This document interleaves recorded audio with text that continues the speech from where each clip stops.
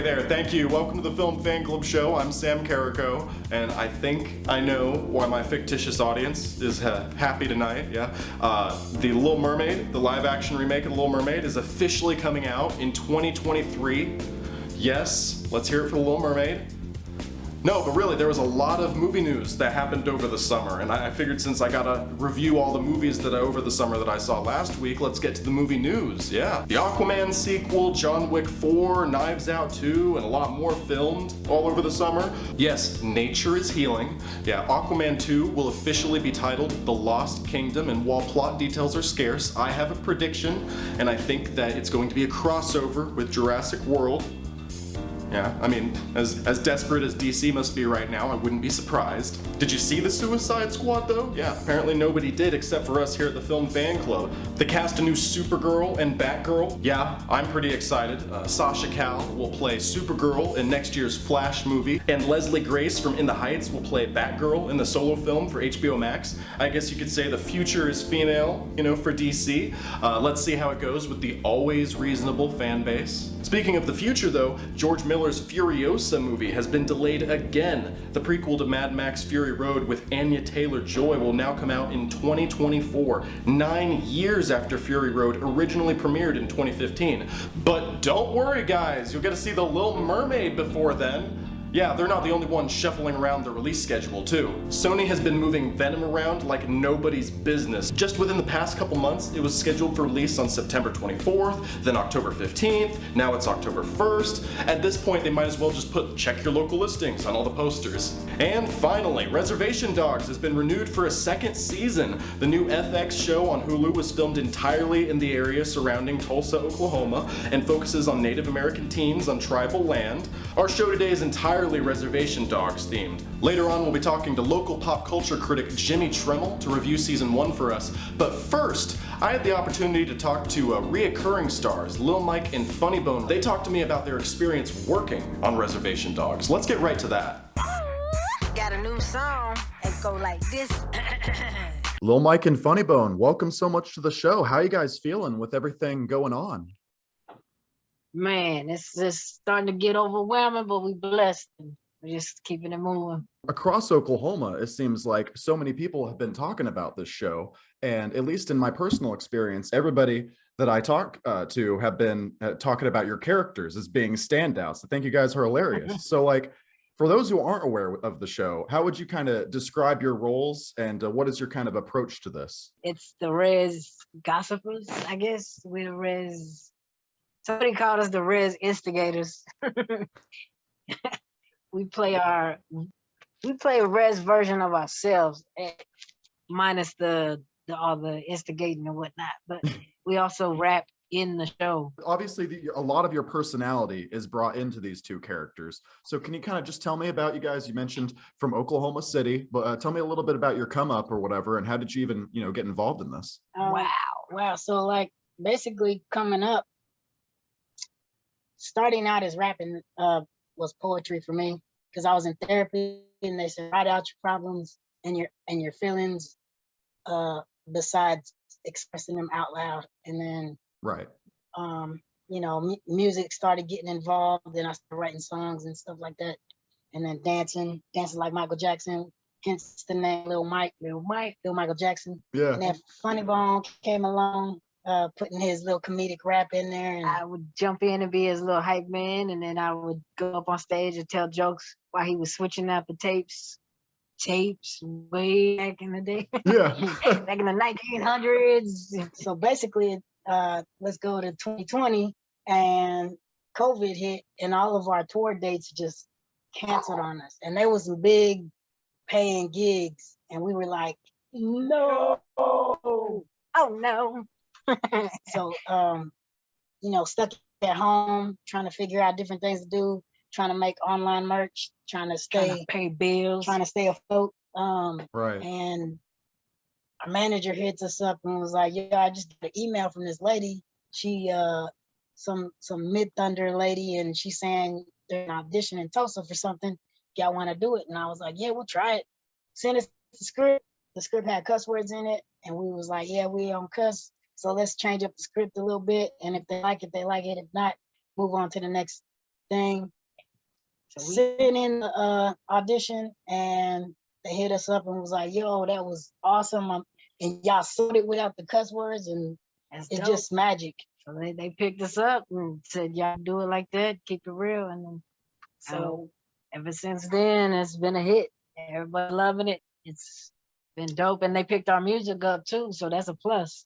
so we spent a week shooting the pilot, and in that week, almost every day we were tested straight up the nose on both sides. Every Yep. other day. Oh my God. Not fun. It's on YouTube. But yeah. So that week that we shot, I want to say it was in June or July. Then they hit us up and were like, "Oh, Disney picked it up, and they're gonna have it on FX, and we're gonna finish out the series." And we were like, "Oh yeah, let's do it." So then we had to spend like 2 months out in Tulsa filming, and that again up the nose daily for 2 Mhm. months. It was interesting. At the time, it was like, I don't know if this is worth it. Right.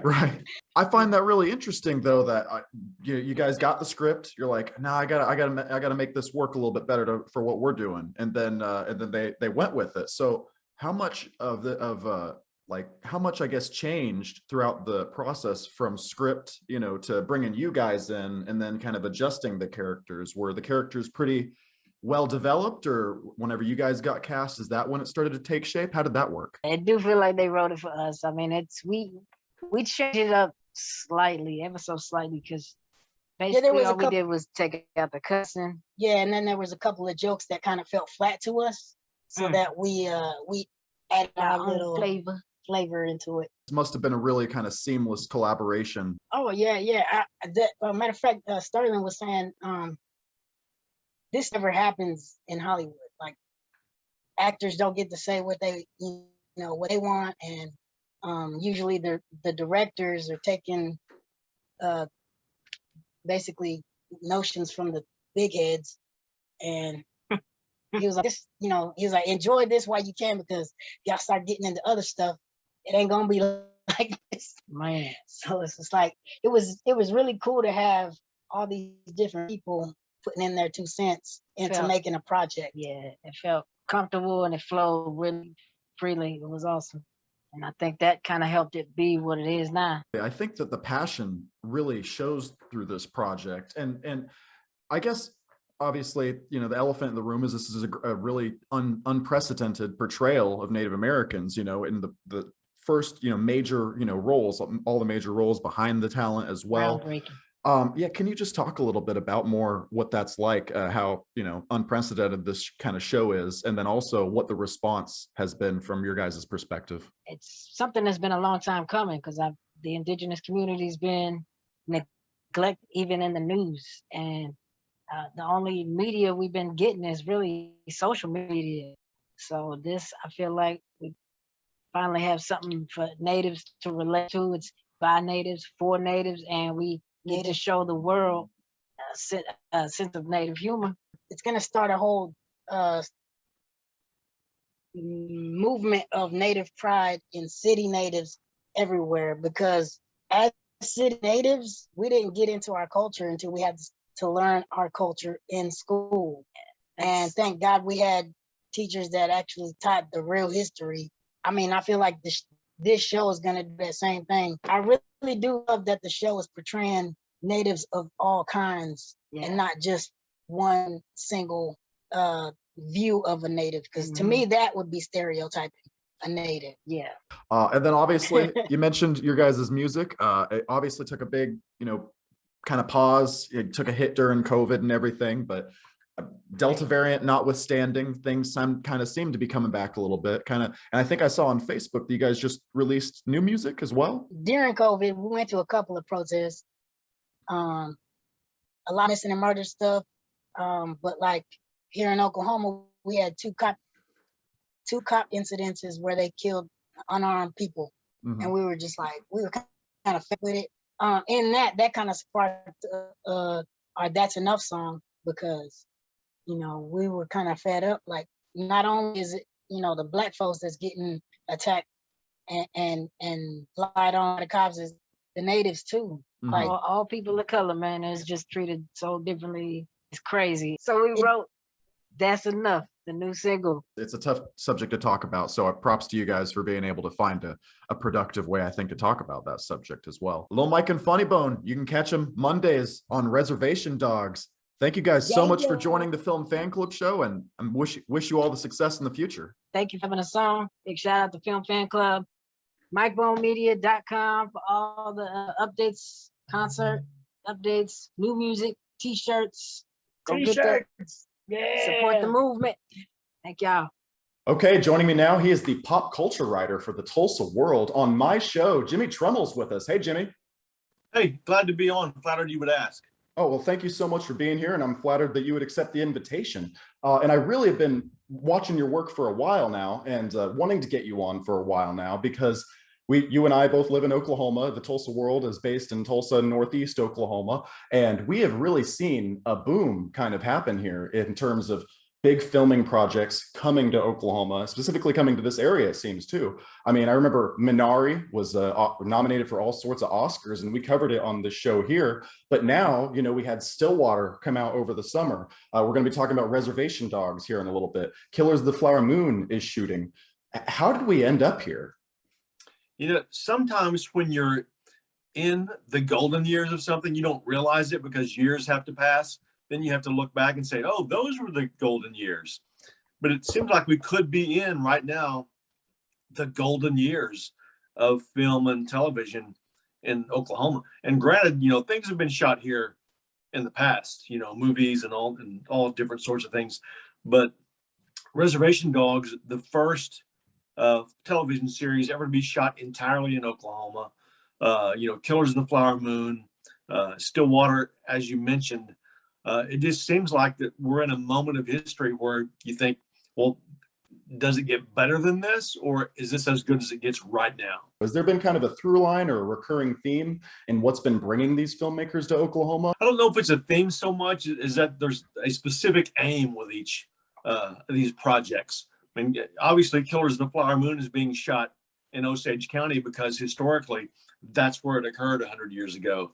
And if you want to shoot for authenticity, which we all think that they are, then you go exactly where it happened. And then Reservation Dogs, the same thing, made by Oklahoma filmmaker Sterling Harjo. He wants this to be authentic. It is authentic. So he's shooting in Oklahoma, in Okmulgee, in places that you know, we might have driven past 100 times. And now we're seeing it on our television screens. What was your take on Reservation Dogs? Well, how many TV series have there been in the history of mankind? You know, it's a zillion, a billion, who knows? And this series, there's never been anything like it. You can see some series say that reminds me of this. This is not going to remind you of anything because this story has never been told on television. Typically, when you get a Native American story on TV, it's through the lens of a Caucasian filmmaker, or it's a cowboys and Indian story, you know, something that's stereotyped. But, you know, this is a look at real life for kids in Oklahoma, right? Indigenous kids in Oklahoma. And when I watched it, my first thought was, oh my gosh, I grew up with these guys, if not exactly, then people who 100% remind me of them and these experiences they're having, whether it's going to the clinic in the second episode. Right. I've been to the clinic with my buddies before. I related to that so hard. Yeah. Yeah. So going to the Indian clinic in Oklahoma. Yeah.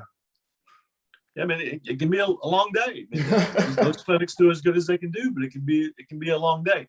But to me, it was so refreshing and so cool to see stories from our backyard brought to television screens now globally. And I think basically the acclaim has been unbelievable across the board. I think Neil Gaiman has bragged about it. Mark Ruffalo has bragged about it. You probably feel the same way. I want to know with these four kids, the four main kids in the story, where they're headed. What happens to these people? Absolutely. I loved the little arc that they have, even in just the first episode, where they still kind of, throughout the second episode, I've only seen the first two, but throughout the second episode, they still want to leave Oklahoma. But at the first episode, really, they kind of really want to go to California. And then they kind of pump the brakes and they're like, all right, well, we got to defend our home a little bit. I like that transition, but also I like that these are kind of hoodlums. You know what I mean? They're getting into trouble and they're doing all, it was like a really nice, like you kind of said, a really nice slice of life for kind of morally ambiguous teens in rural Oklahoma. And again, I'm not Native American to the degree that is shown in the film, but it's just really fun to see that culture represented, and really important to see that culture represented. Can you talk a little bit about like Sterling Harjo's influence on this series? These are stories he was born to make, basically. I mean, he lived this. I asked one of the kids on the red carpet at Circle Cinema, one of the 4 cast members, DeFaro, who plays Bear. These kids, even though 3 of them are from Canada, nailed what it's like to be kids in Oklahoma, Native kids in Oklahoma. And when I asked DeFaro about that, he said, hey, it's because of what's on the script. The people who wrote the story, Sterling Harjo, lived this. And because he lived this, all you have to do is, I don't think he's trying to be modest, but I think he did a great job. But he just said, basically, we just followed the script of what these people lived in their real life. It can't be said enough just how, like, you can tell there's a lot of care and a lot of like personality put into this show. And I really appreciate any time that something as big as like FX and Hulu are allowed to like let a filmmaker create something, you know, like Sterling Harjo. I think for the first 2 episodes, I think he wrote the first episode with Taika Waititi, but the second episode he wrote by himself and really got to like really take charge of this series. And I always see so much kind of movie projects that are done by committee, you know what I mean, done kind of to please all test audiences. And I feel like this is just really stands out as something that is just a passion project for him. So I love that. Is there anything else that you haven't mentioned about Reservation Dogs? I will say that I think the 2 guys on bicycles, the neighborhood gossips in Reservation Dogs, those guys crack me up. Little Mike and FunnyBone are their names. This may be like a launching pad for those guys, because every time they come on the screen, I told them they're kind of scene stealers, and they're pot stirrers too in their neighborhood where these kids live. Jimmie Tramel, thank you so much for joining me, and I really hope to have you on again soon. It's been a pleasure, man. Thank you. Thank you. I appreciate it. And finally, if you want to bring Hollywood to your state, maybe don't shit on Hollywood. This past May, Governor Kevin Stitt signed the Filmed in Oklahoma Act into law, building on a current state film rebate that is capped at $8 million annually. Now, just throwing money at production companies that may or may not want to shoot here could do the trick. But Oklahoma's got to put in the work too, and that starts from the ground up. Multiple studies have found that our public school systems rank among the worst in the country. We have the highest female incarceration rate of any state in the country, and the 2016 aggregate found that we have the 6th highest teen birth rate in the country. But don't get me started on the roads. The public roads in Oklahoma are a joke. I would love to know how much wear and tear has happened on my car just because of the potholes in Tulsa. If you want to attract like film productions to your state, at least make the state's streets drivable. It doesn't stop there though. We love to talk about Reservation Dogs as an attraction for our state, but in reality, state lawmakers have been working to challenge tribal sovereignty over and over again. In July, our Attorney General asked the Supreme Court to overturn Roe v. Wade as one of his first acts in office. I'm sure Hollywood just loves that. Look, I love Oklahoma, okay? I've lived here my entire life. This comes from a place of heart, because I want nothing more than to see my home state succeed. But if you just want to laugh at Hollywood liberals and tell them love it or leave it, well, the irony is they can make the Reagan biopic without you. Okay, that's our show. I'd like to send a special thank you to Lil Mike and FunnyBone, as well as Jimmie Tramel for joining me this week. Next week, we'll be talking to YouTube historian Matt Beat. He's going to help us break down American Crime Story impeachment. I'll see you then. Thank you so much, folks.